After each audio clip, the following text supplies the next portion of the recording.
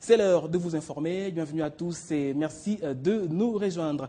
Télé 50, votre chaîne vole de progression en progression. Désormais, elle émet en clair en province orientale. Nous serons tout à l'heure avec son directeur général Jean-Marie Kassamba pour en parler. Mais d'abord, l'actualité, vous le savez, c'est le sommet de la conférence internationale de la région de Grand Lac qui se tient présentement à Kampala, en Ouganda. C'est mardi, les chefs d'État ont débattu sur le contour de la force neutre internationale chargée d'éradiquer les groupes armés dans l'est de la RDC et de surveiller la frontière avec le Rwanda. Le chef de l'État, Joseph Kabila, s'y trouve déjà.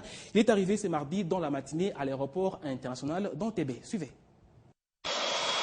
Bien présent en Ouganda, le chef de l'État du Congo-Kinshasa va participer au sommet extraordinaire des chefs d'État de la CIRGL sur la situation sécuritaire à l'est de la République démocratique du Congo. C'est dans ce cadre-là que le président de la République, Joseph Kabila Kabange, précédé par une forte délégation, a été accueilli dès son arrivée ce mardi 7 août 2012 à l'aéroport international d'Entebbe par le vice-ministre ougandais des Affaires étrangères chargé de la coopération Kiningi, en présence de l'ambassadeur de la RDC Jean-Charles Okoto et une brochette de hauts responsables congolais dont le vice-premier ministre, ministre de la Défense nationale, le ministre des Affaires étrangères, de la coopération internationale et de la francophonie. Il est bon de noter que l'ouverture officielle de ces assises est prévue au Centre international Mouniognon de Kampala et la clôture interviendra le mercredi 8 août 2012 après l'adoption du communiqué final. En visite de travail de 3 jours en RDC, la secrétaire générale adjointe de l'ONU aux affaires humanitaires et coordonnatrice des secours d'urgence, Valérie Amos, a été reçue ce mardi par le Premier ministre congolais Augustin Matata Mponyo. Au centre de leur entretien, la situation humanitaire qui prévaut actuellement dans la partie est de la RDC a aussi apporté un secours à la population victime de la guerre imposée par le Rwanda. On l'écoute. Particularly to look at the situation on the ground in North Kivu and in particular. Puis là, pour voir ce qui se passe sur le terrain, pour comprendre la situation sur le terrain, en particulier en ce qui concerne la situation des personnes déplacées par le conflit. Et aussi pour parler avec les représentants du gouvernement pour avoir leur perspective sur la situation et comment faire face aux défis qui se présentent aujourd'hui. Avec le Premier ministre, Madame a parlé de la situation humanitaire et de la stratégie du gouvernement pour faire face à cette situation, de la situation sur le terrain dans l'est du pays, des priorités du gouvernement en ce qui concerne le développement et la gouvernance.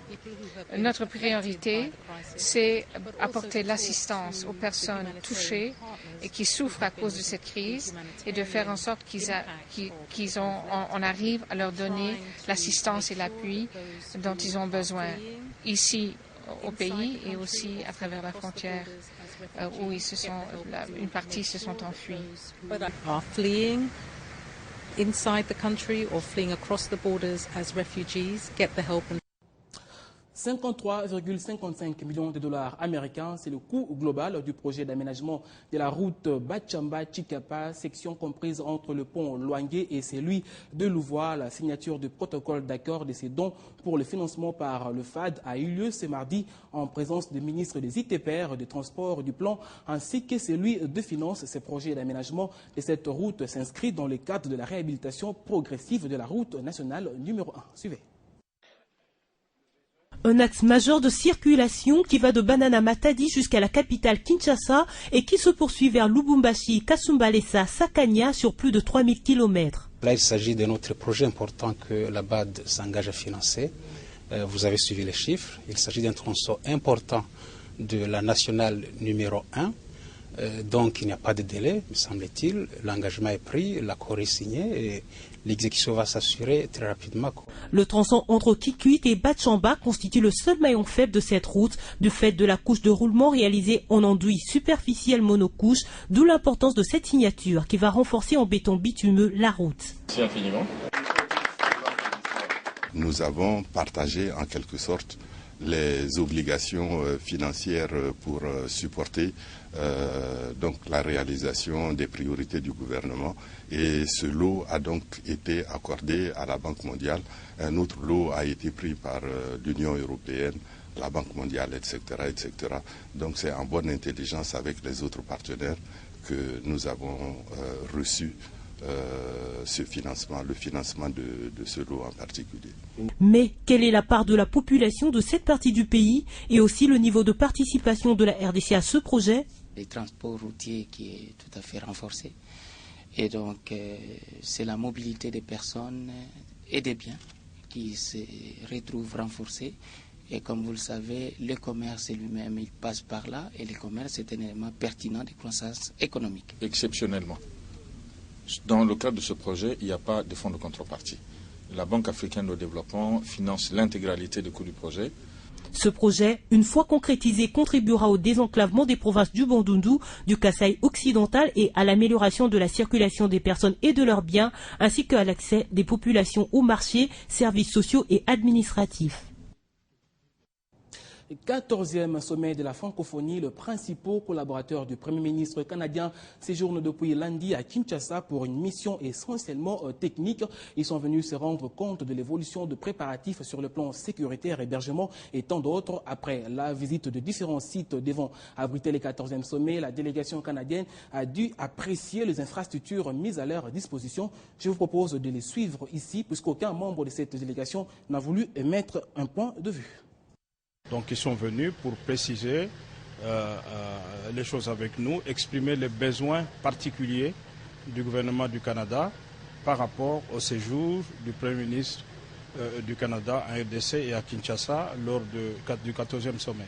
Ils ont beaucoup apprécié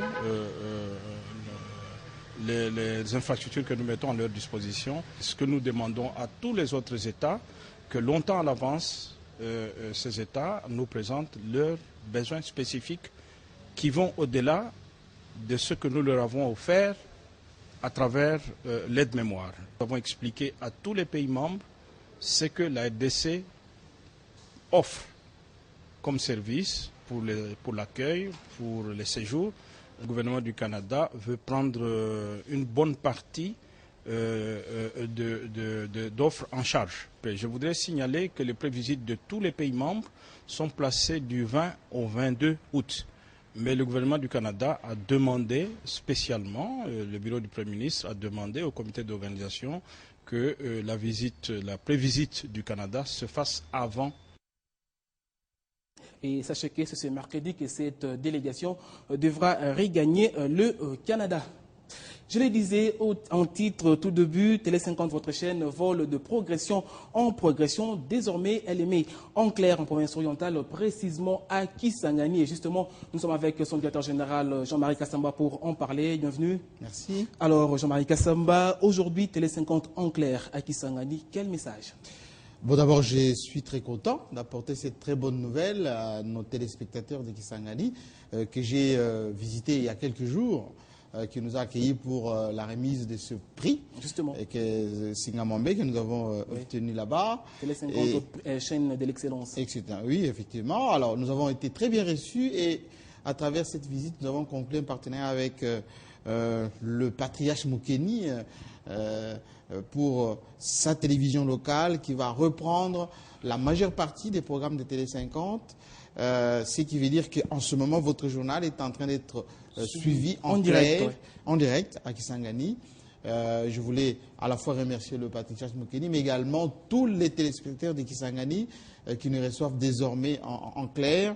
Et les remercier aussi de leur soutien parce que nous recevons beaucoup de courriers. Ils nous suivaient avant via les satellites avec les décodeurs. Maintenant, c'est plus clair, c'est analogique. Et nous continuons ainsi notre développement après Lubumbashi, le Bas-Congo. Maintenant, nous sommes à Kisangani. On va étendre. Et je vais, si vous le permettez, profiter de votre plateau pour encore une fois signaler que nous avons été sélectionnés depuis hier sur la net comme étant la chaîne la plus suivie en streaming Internet au Japon. Oui. Donc par un site que nous avons d'ailleurs donné l'adresse cet après-midi. Ça démontre que notre travail est un tout petit peu reconnu et ça nous encourage d'avancer. Décidément, vous gardez les caps alors que certains prédisaient le contraire.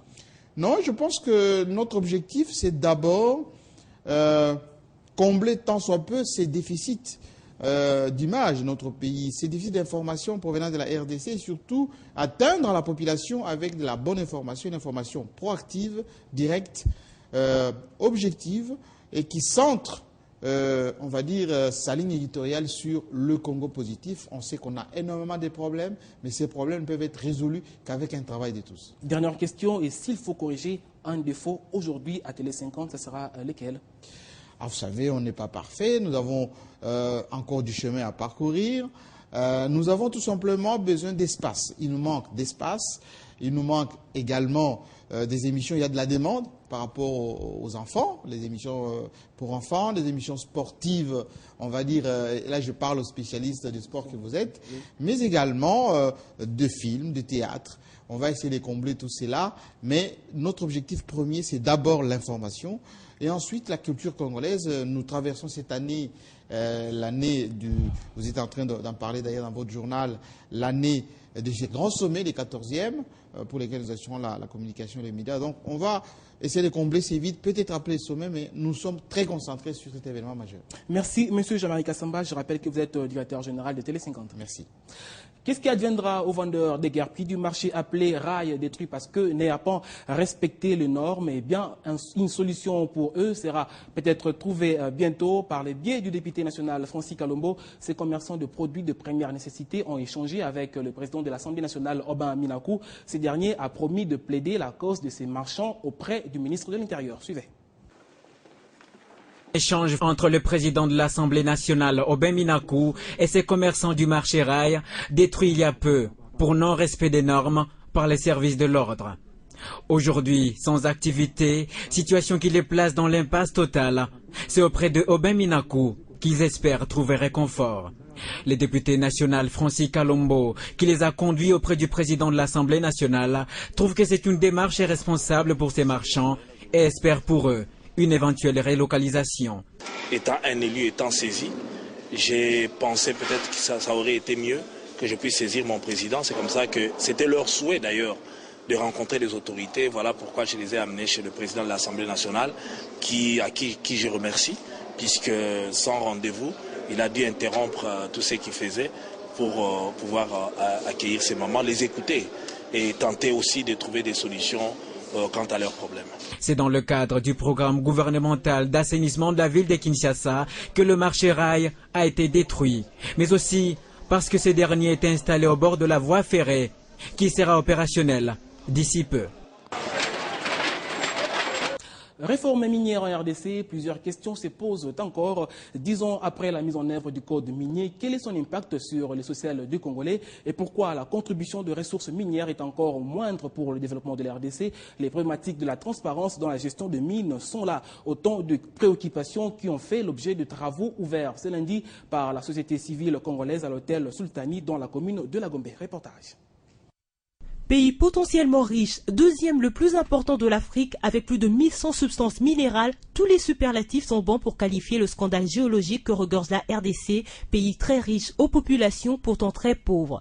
C'est dans cette perspective de réparer cette injustice que la société civile envisage la révision du code minier et c'est en même temps le sens de ce forum. Nous avons fait des travaux de recherche, donc des recherches dans le domaine de la vision du secteur minier, du droit, de l'environnement et de la fiscalité minière.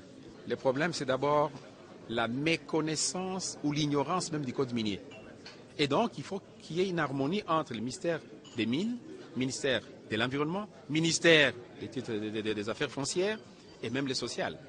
Et donc, à ce moment-là, il y a un problème qui s'est posé. C'est pourquoi nous avons souhaité revoir justement ce code minier. Au cours de ces travaux de 3 jours, il sera question, entre toutes les parties prenantes, d'évaluer la loi minière, de la responsabilité sociale des entreprises du secteur minier et de formuler des recommandations. Le mérite du code, c'est qu'on a ramené beaucoup d'investisseurs chez nous. Mais la partie négative, c'est-à-dire que nous, on n'a pas encore senti l'impact de tout ce que ces investisseurs ont apporté dans l'économie nationale. Nous voudrions maintenant, après ces 10 ans, constater maintenant l'autre aspect de l'impact de ces secteurs dans l'économie nationale, de l'impact des activités minières auprès de la population qui vit autour de ces activités minières. Selon le représentant du ministre des Mines, ces travaux tombent à point nommé, d'autant plus qu'ils vont dans le sens de l'engagement du gouvernement congolais. Ça fait une année que nous sommes déjà en train de voir certaines dispositions du code que nous allons présenter à la société civile bientôt. Nous attendons qu'il y ait une réglementation qui peut permettre à la République démocratique du Congo de bénéficier de ses ressources naturelles.